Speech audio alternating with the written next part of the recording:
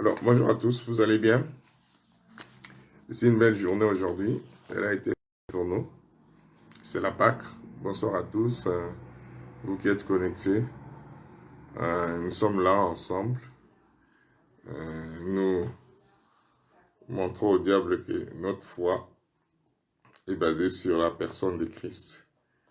Notre foi est basée sur Jésus, le Seigneur des Seigneurs, le Roi des Rois. Alors, c'est vrai que comme nous avons compris, nous on a montré que la Pâque, c'est pas simplement aujourd'hui. Notre Pâque, c'est Jésus-Christ. Nous la célébrons tous les jours. Nous la célébrons à chaque moment. Mais aujourd'hui, comme toutes les églises sont restées à la maison, tout le monde célèbre la Pâque. Et la signification de la Pâque, c'est que l'agneau a été immolé pour préserver. Et cet agneau était celui qui prenait la place de ceux qui étaient sous l'esclavage pour que son sang serve à pouvoir préserver, à être la protection et que les enfants d'Israël reçoivent la grâce et la faveur qui puissent sortir. Alors, c'est la raison pour laquelle je vous demande de prendre les éléments de la Sainte Seine que vous avez chez vous à la maison. Nous allons célébrer, il ne faut pas avoir peur de célébrer la Sainte Seine. La chose la plus importante, nous allons comprendre que la Sainte Seine a une dimension la plus élevée. Il y a la spiritualité. Ce n'est pas simplement un pain que vous mangez, ni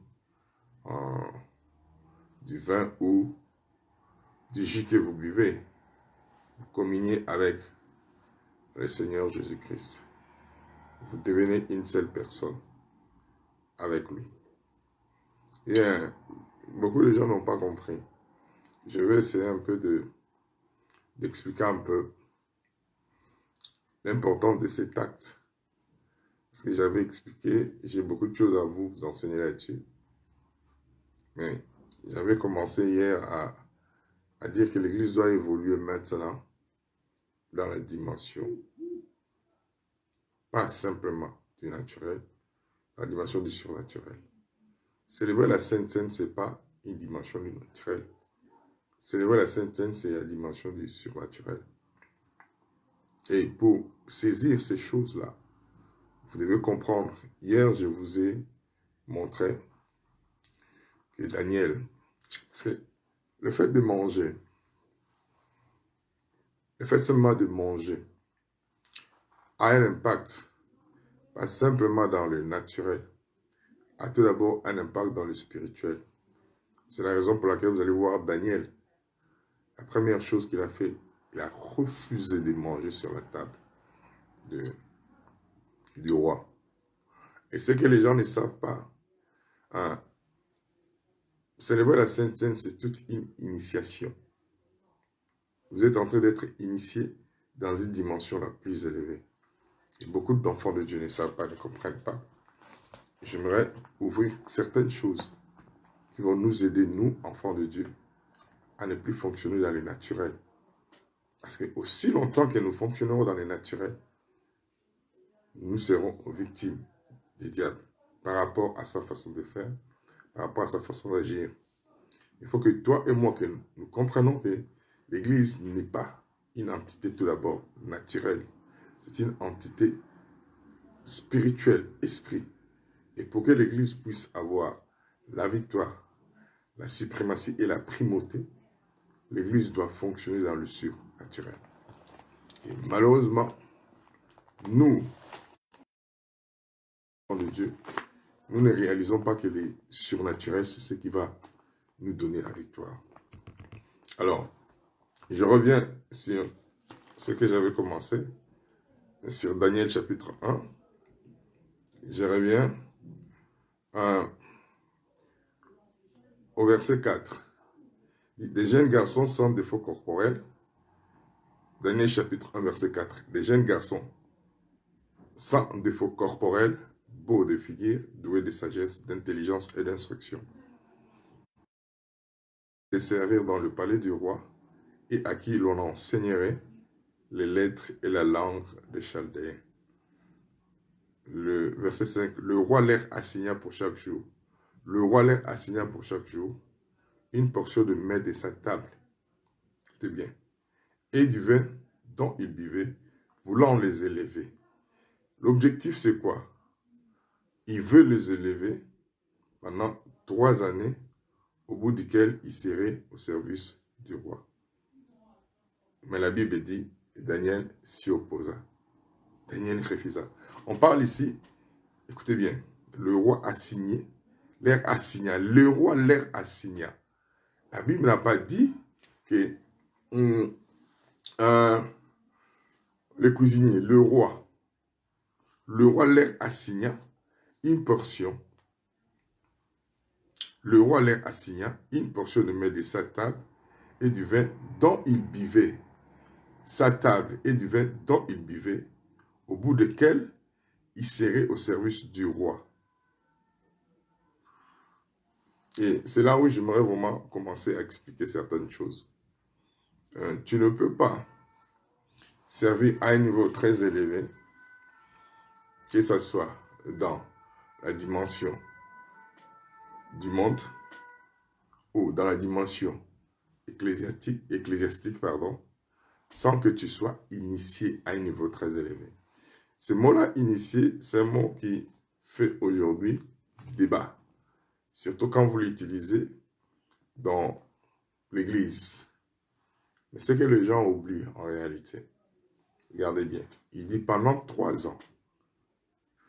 Et vous allez vous rendre compte que Jésus-Christ a pris aussi 3 ans avec ses disciples.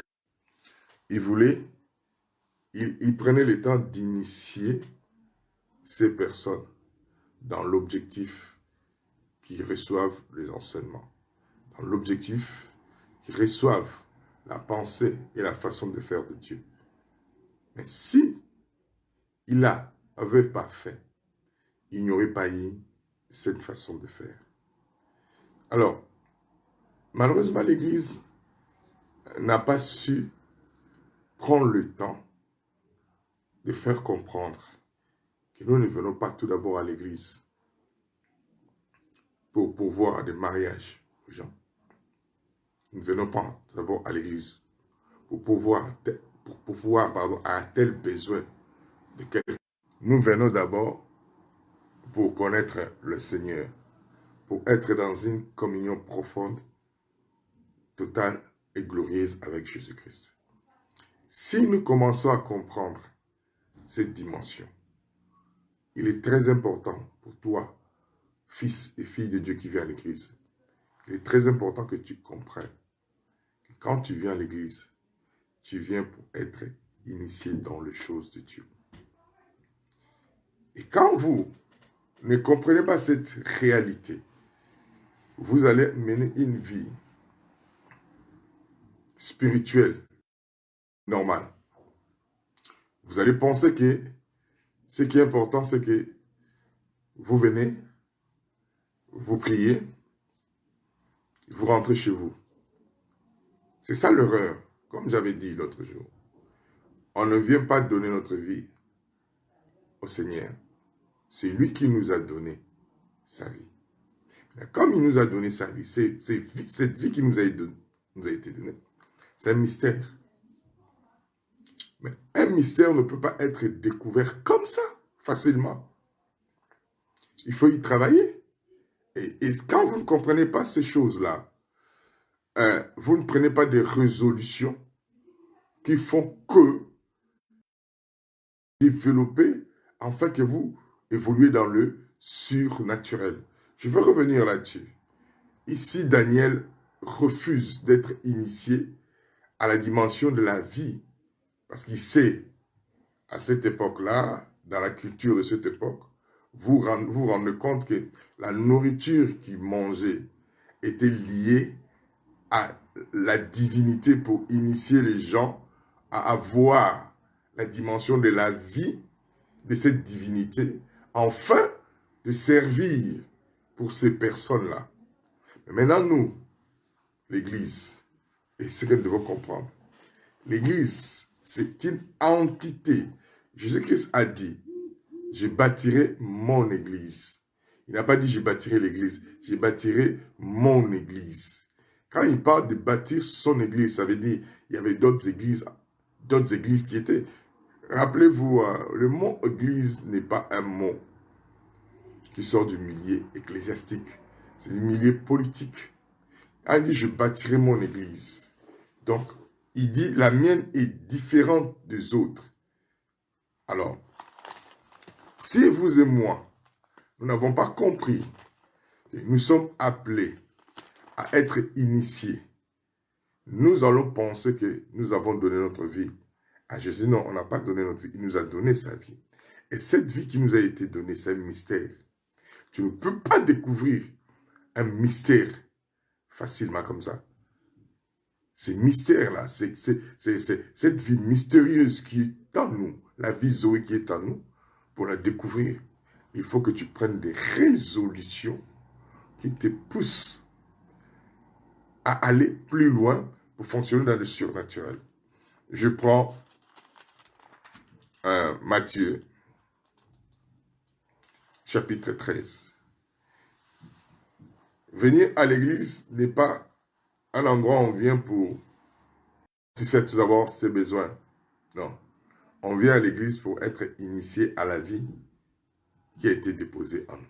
Beaucoup d'enfants de Dieu ne le savent pas. Qu'est-ce qui fait la différence entre un homme? Je prends un exemple simple. Vous verrez que tout enfant de Dieu ne fonctionne pas dans la même dimension. Vous allez voir la différence. Celui ou celle qui prend du temps, qui prie 2 heures ou 3 heures, ne va pas fonctionner de la même façon spirituellement que celui qui prie 30 minutes. Quand vous allez vous rendre compte, il y a une autre qui peut prendre toute une journée, prier et lire la Bible, ne fonctionne pas dans la même dimension que celui qui a pris 2 heures, 3 heures. Parce que les niveaux de l'initiation, le niveau de consécration fait que chaque niveau amène la personne à évoluer différemment. Matthieu,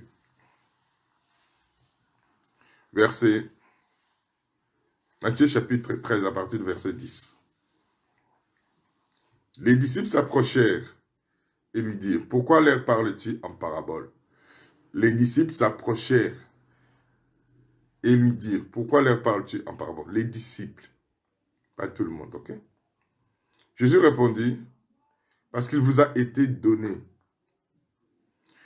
Les disciples s'approchèrent et ils posent la question, pourquoi tu leur parles en parabole? Pourquoi tu leur parles en parabole? Et c'est ceux qui n'étaient pas disciples, bien sûr. Mais Jésus répond aux disciples. Jésus leur répondit, parce qu'il vous a été donné de connaître le mystère du royaume des cieux. Il dit, il vous a été donné à vous de connaître le mystère quoi, du royaume de quoi? Des cieux. Et que cela ne leur a pas été donné. Je ne parle pas simplement venir à l'église, prier, lire la Bible, non. Je parle où Jésus-Christ ouvre une parenthèse et dit, à vous, il vous a été donné de connaître les mystères. Les mystères sont des secrets. Ma question, est-ce que vous livrez les secrets de votre vie ou quelqu'un peut livrer les secrets de quelque chose qui sont intéressantes à tout le monde? Non. Il vous a été donné de connaître les mystères. Il vous a été donné de connaître. Maintenant, cette capacité qui nous a été donnée de connaître ces mystères, nous devons l'utiliser. Mais nous ne pouvons pas y arriver si nous acceptons d'être initiés par le monde. Non, c'est impossible.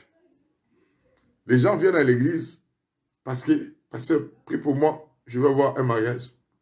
Prie pour moi, je vais avoir une maison. Tous ceux qui n'ont pas, tous ceux qui ont des maisons ne sont pas venus à l'église. Tous ceux qui ont des mariages, ils ne sont pas venus à l'église. La première chose qui va te pousser à venir à l'église, parce que je te préviens et je te révèle. Parce que tu dois venir pour être initié à connaître la dimension de la vie que Dieu a déposée en toi. Je vais essayer d'utiliser certains mots pour vous aider. Souvent, nous venons, nous disons, je viens au culte. Je viens au culte. Je viens au culte, au culte. Le mot culte veut dire quoi? Mon culte veut simplement dire, je viens dans un endroit pour que je puisse célébrer ou manifester mon approbation ou manifester ce que je, en moi, je viens au culte. Nous venons au culte.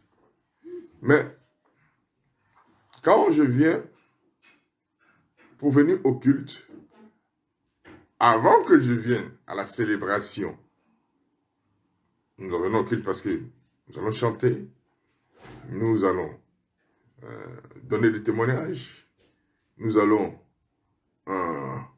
écouter la parole. Mais ça, c'est la partie extérieure où nous n'avons pas compris qu'avant cette partie-là, extérieure, où manifeste tout le monde vient, il y a une partie intérieure. Il y a quelque chose qui a été déjà fait en amont. Parce que ce n'est pas au moment du culte que tout s'est passé, non. Avant que je vienne au culte, il y a des choses qui sont passées avant. Il y a toute une préparation. Ok. Comprenez, mesdames, c'est ce mot-là, au culte. Culte, pardon, culte. Ce mot-là, culte. Mais dans ce mot-là, culte, il y a quelque chose qui a été occulté avant. Occulté veut dire quoi? Qui a été fait en amont, avant. Mais ça a été fait comment? Par la prière, par le jeûne, par la préparation. Mais pendant ces temps-là, où ces gens-là ont fait des choses, et c'est là où beaucoup d'enfants de Dieu doivent comprendre aujourd'hui. Quand vous faites des choses en amont, on appelle ça occulte. Occulte. Qui a été fait déjà avant, occulte. Maintenant, nous venons dans le culte pour manifester ce qui a été fait avant. Et bien aimé, si toi, enfant de Dieu, tu n'as pas compris que la dimension dans laquelle tu dois fonctionner, c'est la dimension du surnaturel, où tu dois apprendre à t'asseoir à la table du Seigneur, à commencer à passer des heures et des heures à prier, à lire la parole, à jeûner. Si, en cette période actuelle, tu ne changes pas ta façon, tu ne prends pas des résolutions, tu veux toujours te laisser influencer sur la table du monde. Et je te dis, tu risques d'être encore secoué. Parce que ce n'est pas fini. Ça, ce n'est que le commencement. Ça, ce n'est que le commencement. Ce n'est pas encore fini ce qui se passe. Mais il est très important pour toi de comprendre. Et maintenant, il dit, il a été donné de connaître les mystères du royaume des cieux et que cela ne leur a pas été donné. Car on donnera à celui qui a. Et il sera dans l'abondance. À celui qui n'a pas, on notera même ce qu'il a. Il dit, c'est pourquoi je leur parle en parabole. Parce qu'en voyant, ils ne voient point. En entendant, ils n'entendent point. Ils ne comprennent. Et s'accomplit cette prophétie d'Ésaïe. Vous entendrez de vos oreilles et vous ne comprenez point. Vous regardez de vos yeux et vous ne verrez point. Car le cœur de ce peuple est devenu insensible. car le cœur de ce peuple est devenu insensible. Ils ont endurci leurs oreilles, ils ont fermé leurs yeux, de peur qu'ils ne voient de leurs yeux, qu'ils n'entendent de leurs oreilles, qu'ils ne comprennent de leur cœur, qu'ils ne se convertissent et que je le guérisse. Heureux sont vos yeux parce qu'ils voient et vos oreilles parce qu'ils entendent. Donc, je veux que vous puissiez comprendre. Nous sommes venus dans une vie où il est très important, toi et moi, de comprendre que ce n'est pas une vie où nous sommes venus pour que tu nous donnes telle chose, qu'il fasse telle chose, qui nous amène. Il nous a donné sa vie. Et cette vie qui est donnée, qui est à nous, est appelée à être découverte. Tu ne peux pas découvrir la dimension de la vie de Dieu en dehors de cette parole. Tu ne peux pas découvrir la dimension de la vie de Dieu si tu ne prends pas des résolutions. À dire, ok, je me tourne. Ce que tu cherches n'est pas dehors. C'est en l'intérieur de toi. Dieu est venu à la personne de Jésus, il a déposé sa vie en toi. Et il a déposé sa vie en toi. Il te demande maintenant de prendre des résolutions, de commencer à scruter, de commencer à aller en profondeur. Quand Daniel a compris qu'il devait travailler, creuser profondément, Daniel a fait un choix. Il a pris des résolutions. Et dans ces résolutions, qu'est-ce qui s'est passé? Le succès a commencé à se manifester. Donc, si aujourd'hui, dans les conditions dans lesquelles nous sommes, tu ne prends pas de fermes résolutions, où tu dis, il y a la table du monde, où on te sert tout ce que tu veux. Il y a aussi la table du Seigneur, parce qu'il dit, il dresse une table devant moi. Cette table, c'est quoi? Ce n'est pas une table naturelle. C'est la parole, le Saint-Esprit, la prière. Tu dis, moi, je veux commencer à passer du temps. Je veux commencer à chercher Dieu.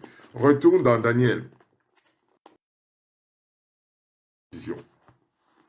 Quand Daniel prend la décision, quelle a été l'attitude de Daniel?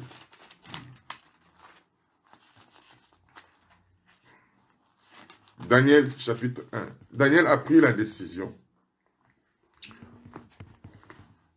au verset. Daniel chapitre 1 au verset 8. Daniel résolut de ne pas s'essuyer par le main du roi et par le vin dont le roi buvait, et pria le chef des eunuques de ne pas l'obliger à s'essuyer. Dieu fit trouver grâce et faveur à Daniel devant le chef des eunuques. Et la Bible maintenant dit quoi? Qu'est-ce que Daniel faisait? Daniel commençait à passer son temps dans le jeûne et la prière. Daniel ne fréquentait pas ces endroits-là. Daniel n'allait pas avec ces gens-là.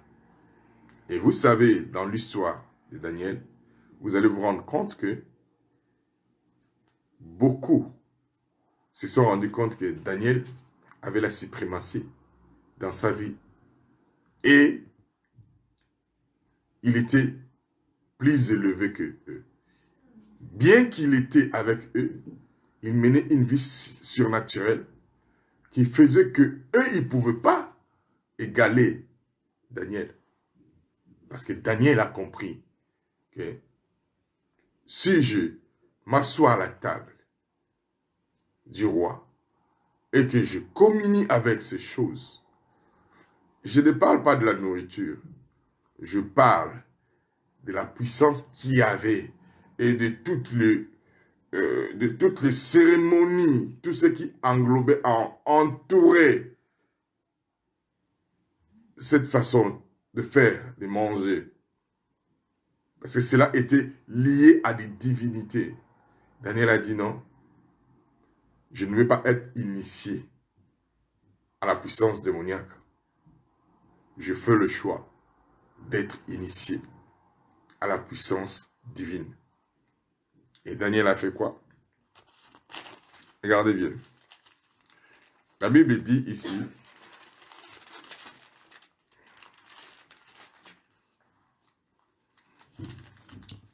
Daniel 6.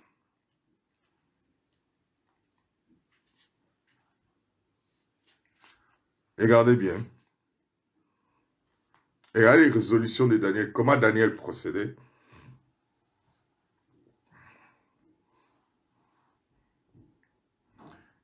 Daniel chapitre 6. Au verset 3, Daniel surpassait les chefs et les satrapes parce qu'il y avait en lui un esprit supérieur. Et le roi pensait à l'établir sur tout le royaume. Il avait en lui un esprit supérieur. Le roi pensait l'établir sur tout le royaume. Maintenant, comme les chefs se sont rendus compte que Daniel allait les dépasser, parce qu'il fonctionnait dans une dimension surnaturelle très élevée, Daniel. Mais je tiens votre attention. Daniel ne fait pas partie de la nouvelle alliance. Comment a évolué? Comment a-t-il évolué à un niveau très supérieur, très élevé, alors qu'il ne faisait pas partie de la nouvelle alliance? Nous qui sommes de la nouvelle alliance, comment ne pourrions-nous pas évoluer à un niveau très élevé que celui de Daniel? Parce que Daniel a pris des résolutions. Regardez ce que Daniel faisait. Alors, ils veulent détruire Daniel. Regardez ce qui se passe. Verset 4. Alors les chefs et les satrapes cherchaient une occasion d'accuser Daniel en ce qui concerne l'affaire du royaume. Mais ils ne purent trouver aucune occasion, ni aucune chose à reprendre, parce qu'il était fidèle. Et qu'on n'apercevait chez lui ni fraude, ni rien de mauvais. Et ces hommes dirent, écoutez bien, et ces hommes dirent, nous ne trouverons aucune occasion contre ce Daniel, à moins que nous en trouvons une dans la loi de son Dieu. Puis ses chefs et ses satrapes se rendirent tumultueusement auprès du roi et lui parlèrent ainsi. Roi Daniel et roi Darius vit éternellement. Tous les chefs du royaume, les intendants, les satrapes, les conseillers et les gouverneurs sont d'avis qu'il soit publié un édit royal avec une défense sévère portant que quiconque dans l'espace de 30 jours, adressera des prières à quelque Dieu ou à quelque homme, excepté à toi, ô roi, sera jeté dans la fosse au lion. Maintenant, ô roi, confirme la défense, écrit les décrets, afin qu'ils soient irrévocables selon la loi des Médès et des Perses, et qui est immuable. Là-dessus, le roi Darius écrivit le décret et la défense. Lorsque Daniel sut que le décret était écrit, il se retira dans sa maison. Écoutez bien. Lorsque Daniel sut que le décret était écrit, il se retira dans sa maison, où les fenêtres de la chambre supérieure étaient ouvertes, dans la direction de Jérusalem. Et trois fois, le jour, on est au verset 10, et 3 fois le jour, il se mettait à genoux, il priait, il louait son Dieu, comme il le faisait auparavant. Je veux que tu comprendre. Daniel doit servir très occupé. Il avait la gestion de tout un pays. Il n'était pas inoccupé. Mais il a compris que pour évoluer à un niveau très élevé, il faut prendre des résolutions. mettre des choses en place, avoir un niveau de prière très élevé, organisé, structuré. La Bible dit, dès le départ, Daniel était quelqu'un qui savait prier. Daniel était quelqu'un qui passait des nuits et des nuits dans la prière. Pourquoi? Parce qu'il voulait évoluer dans le surnaturel. Tu ne peux pas évoluer dans le surnaturel si tu ne veux pas être initié à la prière. Tu ne veux pas être... Quand je parle de l'initiation à la prière, je ne parle pas de la prière où les gens viennent prier pour que Dieu leur donne des choses. Ça, ce n'est pas initiation à la prière. Là, il n'y a pas la communion. Il n'y a pas l'intimité. On prie pour avoir des choses. Ça, cette dimension de la prière, malheureusement, a déphasé beaucoup de personnes, a déçu beaucoup de personnes. Je parle la dimension de la prière où je prie, pas pour recevoir de Dieu des choses, pour le connaître, lui. Je ne passe pas des heures dans la prière, parce que j'ai besoin qu'il me donne des choses. Je passe des heures dans la prière, parce que je veux le connaître, lui, tout d'abord, lui seul. Je ne reste pas là pour dire, donne-moi ceci, donne-moi cela, non. Je reste là parce que je suis subjugué par sa présence. Je suis épaté par sa grâce, sa faveur, son amour. Cette dimension de la prière dont je parle. Je ne veux pas prier parce que je vais prendre 30 minutes. Non, je reste là. J'oublie même que je dois passer là 10 minutes, 15 minutes. Non, j'oublie tout cela. Je reste là afin que ma dimension de la connaissance et de la relation soit profonde. Ce n'est pas ce qu'il va me donner. Non, je n'ai pas besoin de choses. J'ai besoin de lui. Et c'est ça. Et c'est dans cette dimension que l'Église doit maintenant aller. On ne vient pas à l'Église tout d'abord pour que je puisse avoir telle ou telle chose. Non, le connaître lui. Le connaître lui. Être avec lui. Marcher avec lui. C'est ça, en fait. Et quand l'Église doit comprendre cela, frères et sœurs, nous allons vivre dans une dimension d'initiation où il dit les mystères. Dieu n'offre pas les mystères à tout le monde. Non. Non. Il ne donne pas les mystères à tout le monde. Voilà pourquoi il y a des différences. Si l'Église ne comprend pas, si l'Église veut fonctionner dans cette dimension de message, viens, reçois. L'Église sera toujours surprise. Mais quand l'Église va commencer à se dire, venez, nous allons passer des heures et des heures à le connaître lui, le seul, l'unique et le véritable. Rester des heures et des heures à l'adorer lui. Rester des heures et des heures à le magnifier lui. Pas un homme, pas un passé, simplement la personne de Jésus. C'est fini. Je vous dis la vérité, nous allons commencer à évoluer dans une dimension la plus élevée. Vous ne vous êtes pas posé la question. Comment une personne comme Paul, quand il se donne au Seigneur, il dit, je n'ai consulté ni la chair, ni les sangs. Et je suis parti en Arabie. Il était parti en Arabie pour faire quoi? Il faut que vous puissiez vous poser la question. Est-ce qu'en Arabie, il a été pour être enseigné? Non.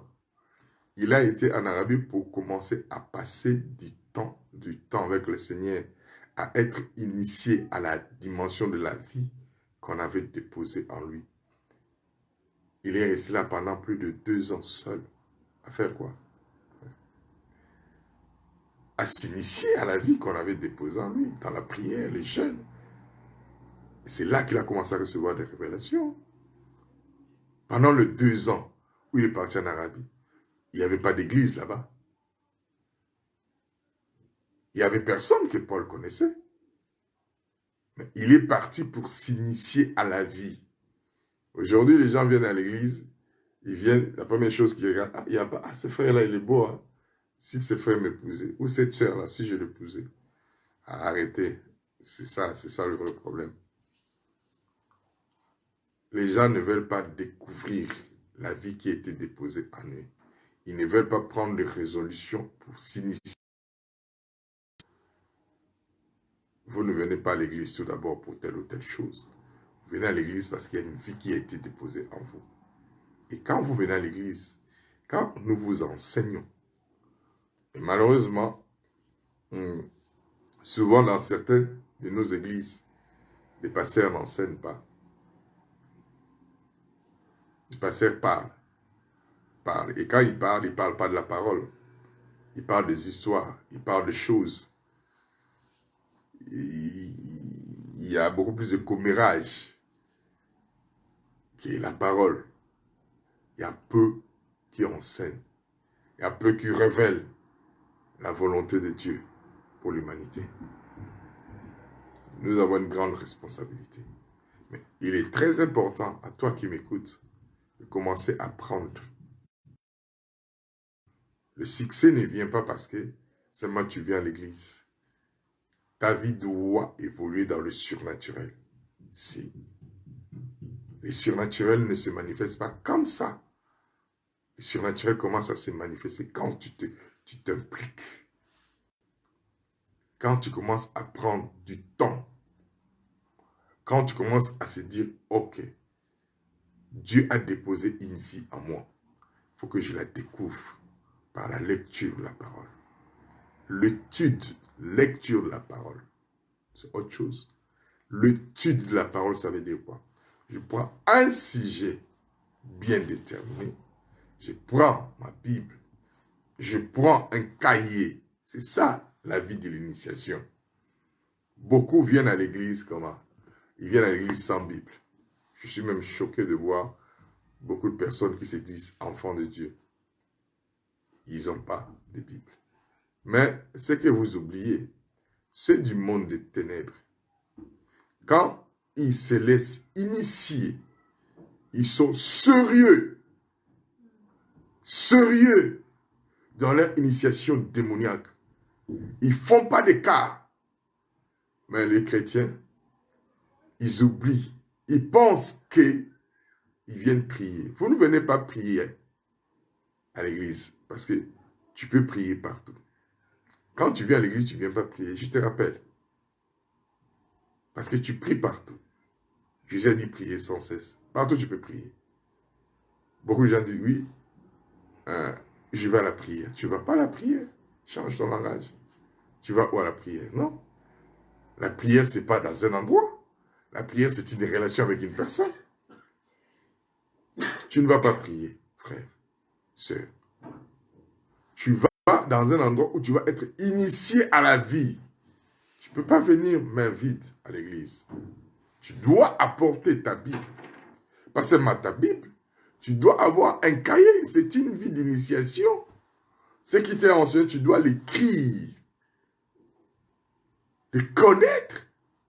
Tu dois prendre ça au sérieux. Quand tu rentres chez toi, ce n'est pas fini. Tu dois travailler encore. Donc, il y a la lecture. Il y a l'étude de la parole. Il y a une communion d'intimité personnelle. Personnelle, toi-même. En dehors de l'endroit où nous nous réunissons. Donc, si tu ne comprends pas cette dimension, si tu ne veux pas aller dans cette dimension, laisse-moi t'apprendre que tu auras une vie normale d'église. Tu auras une vie normale de tous les chrétiens. Tu ne vas pas évoluer dans le surnaturel. Le surnaturel exige des décisions. Le surnaturel exige que tu puisses te dire que, ok, je dois agir de cette façon. Alors, si tu veux vraiment évoluer dans cela, tu es censé prendre des résolutions. Et ces résolutions-là ne seront pas prises par le pasteur, ni par les diacres, ni par tes parents. Non. Cette résolution-là sera prise par toi. Et cela te demandera de la rigueur et de la discipline. Et si tu n'as pas de la rigueur et de la discipline, tu risques d'échouer. Aujourd'hui, aller à l'église n'est plus une garantie.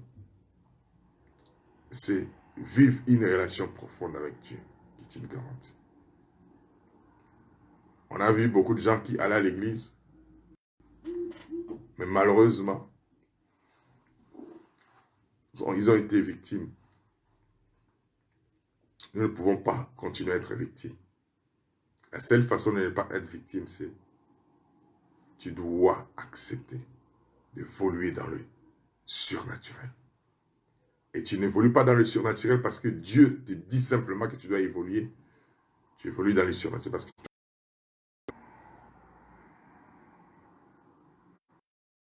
discipliner ta vie. On a vu Daniel, il s'était discipliné. Il a pris des résolutions. Dès le départ, il a mis des choses en place. Il s'est organisé. C'est à toi de s'organiser. C'est à toi de s'organiser. Job. Job chapitre 22, verset 28. Job chapitre 22, verset 28.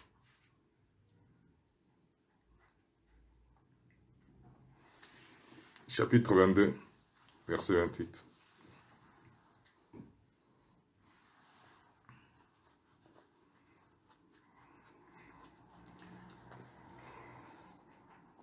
Chapitre 22, verset 28, il dit, à tes résolutions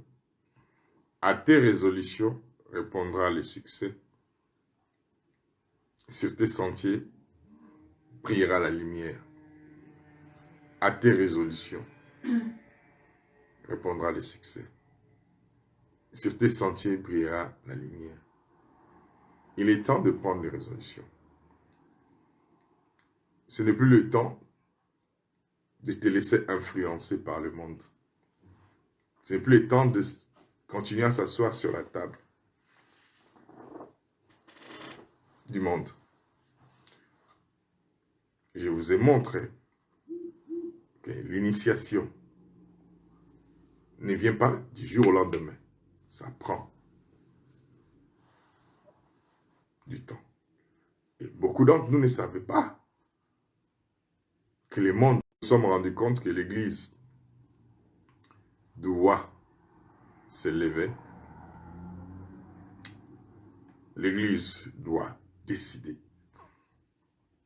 Les enfants de Dieu doivent se dire, ok, nous ne pouvons pas nous laisser berner. Nous ne pouvons plus nous laisser être influencés comme on était avant. Prenons des résolutions, disciplinons notre vie.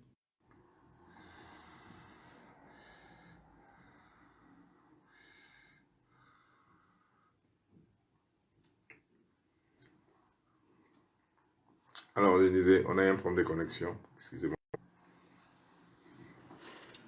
Alors, je disais, il est très important pour vous et moi de prendre cette décision. La dimension de la vie qui a été mise en toi n'est pas une vie naturelle. C'est une vie surnaturelle. Et cette vie surnaturelle ne peut que se manifester dans le surnaturel si toi, tu la développes. En te disciplinant dans une dimension de la prière profonde et intime, en prenant des résolutions. À tes résolutions répondra le succès. Et sur tes sentiers brillera la lumière.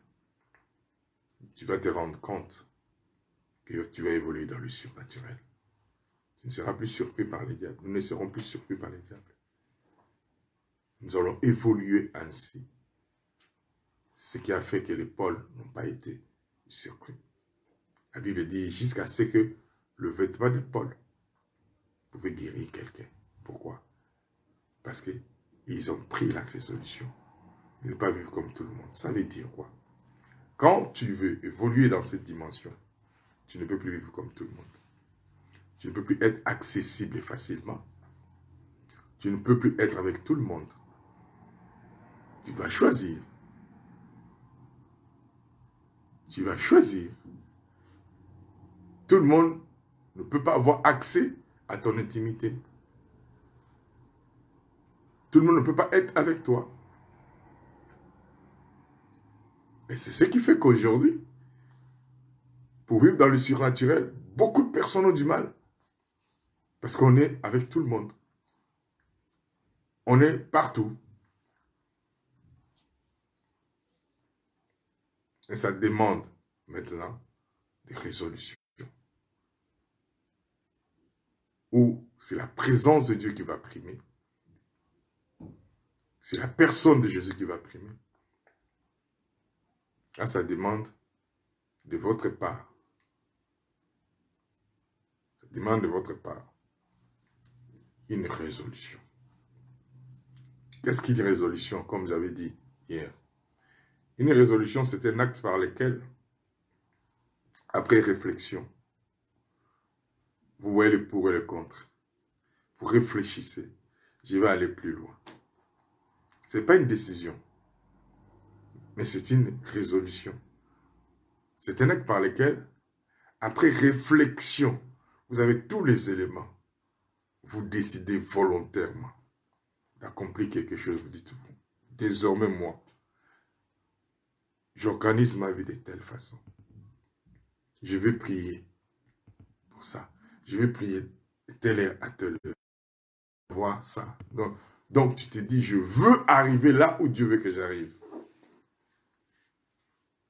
Ça ne plaira pas à tout le monde. Tout le monde ne vous encouragera pas. Mais vous êtes la seule personne à s'être encouragée à prendre de telles initiatives. Et quand vous le faites, que vous le voulez ou pas, vous allez voir le changement. Il faut que tu commences à évoluer dans le surnaturel. Mais tu ne peux pas évoluer dans le surnaturel si tu ne prends pas des résolutions. Tes résolutions répondront à les succès. Ça sera difficile parce que tu dois changer ton style de vie. Tu dois dire à certaines personnes, je ne peux plus aller ensemble avec vous, c'est fini. Tu dois dire à certaines personnes, cette relation que j'avais avec vous ne m'intéresse plus. Parce que je veux vivre autre chose. Ça demande de votre part des décisions fortes, des engagements forts pour que vous puissiez vivre cela. Alors, je vous encourage, bien-aimés. Tu es appelé à cette dimension. Nous sommes arrivés à la fin. J'aimerais que tu prennes les éléments de la Sainte Seine. Prends-les.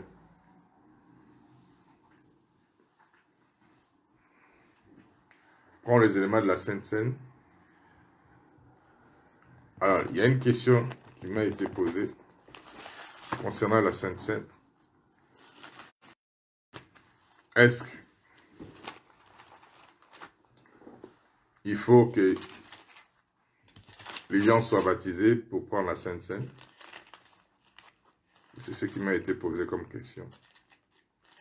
Non. Il faut que les gens, tout d'abord, acceptent Jésus comme Seigneur et Sauveur. Pas baptisés. Je vais prendre un exemple simple. 1 Corinthiens 10.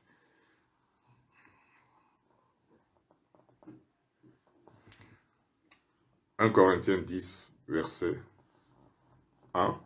Frères, je ne veux pas que vous ignorez que nos pères ont tous été sous la nuée.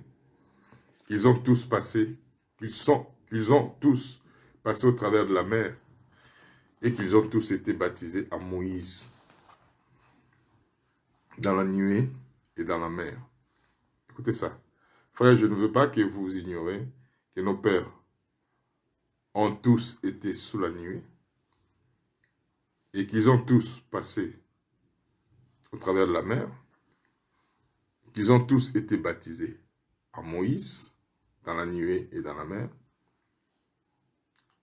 qu'ils ont tous mangé le même aliment spirituel et qu'ils ont tous bu le même breuvage spirituel, car ils buvaient à un rocher qui les suivait, et ce rocher était Christ. Ils ont tous été baptisés en Moïse dans la nuée et dans la mer.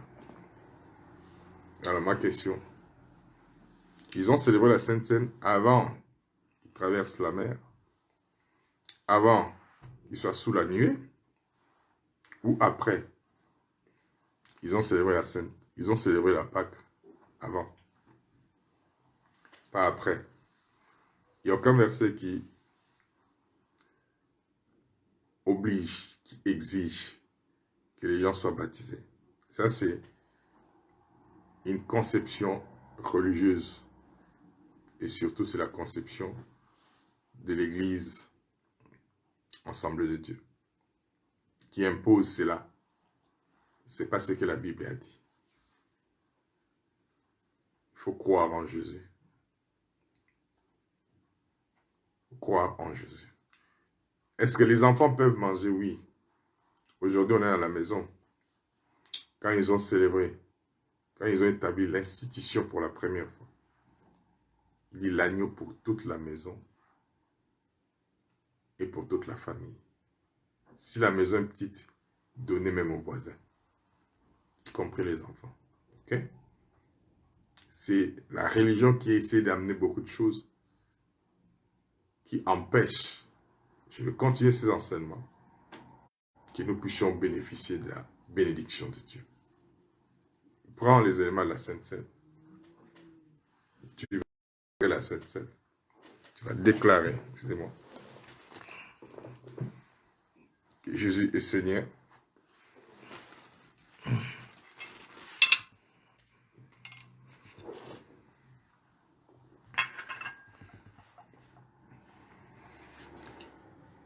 Répète après moi, Seigneur Jésus, tu es mort à la croix pour que ta vie se manifeste en moi. En brisant ce pain, c'est ton corps qui est brisé pour moi. Il dit, faites ceci à mémoire de moi. Allez-y, mangez.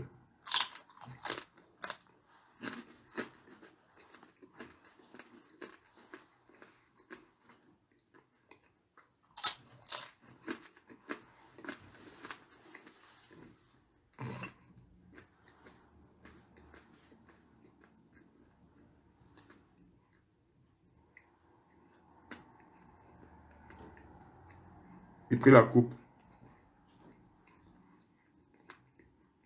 Il rend grâce. Cette coupe est la nouvelle alliance. Dans cette alliance, il y a les promesses vraies et sûres, et certaines. Faites ceci en mémoire de moi. Buvez-en.